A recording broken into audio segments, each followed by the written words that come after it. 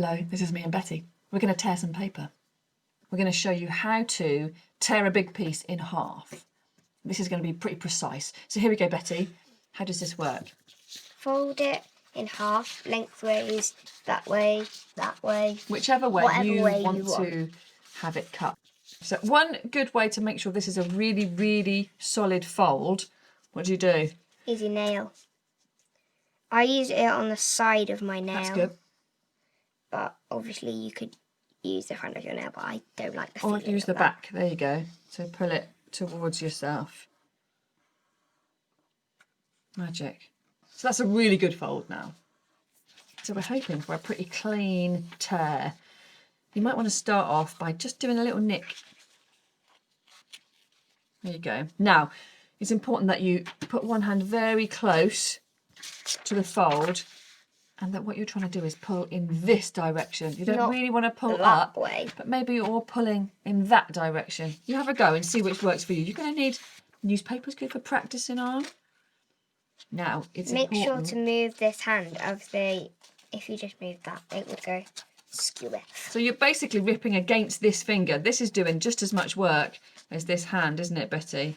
Mm-hmm. So if it does a little divot, don't panic about it. Doesn't matter. It looks good. Keep going. I like it actually like that. Try and go slow, hey? You really need to be in charge of this, otherwise you're going to find the paper just wangs off. Amazing. Really well done. You've done really well. So, it's pretty clean. It's pretty neat. Now, there's some other things that you might want with teared, ripped paper. So, paper has got a grain. That means it's made by weaving, and you can rip it one way pretty easily, But you the can't other way, really rip it not so another way. easily. So, have a go with this, Betty. This Show time us. we're not going to fold it. Now let's see what happens. So this is to make different kind of materials, some paper that you might want to use in a collage maybe, or I don't know.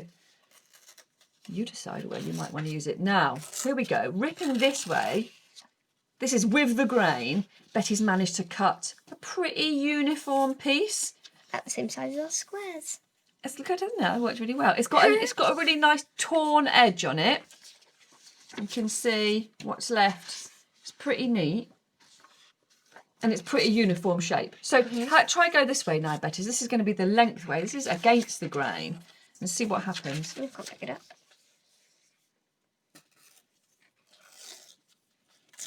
Can you see how it bends off a little bit? And can you see how the edge is just a little bit more It's very torn? straight. Well, it's not so straight. And it becomes a little bit more torn. Now, neither of these are right or wrong. This one's very curly, actually, I like compared to that one, which isn't so curly. Make it more curly. Just roll it up. So these are all, you're making in different materials, you're making interesting ways to see paper in a different way.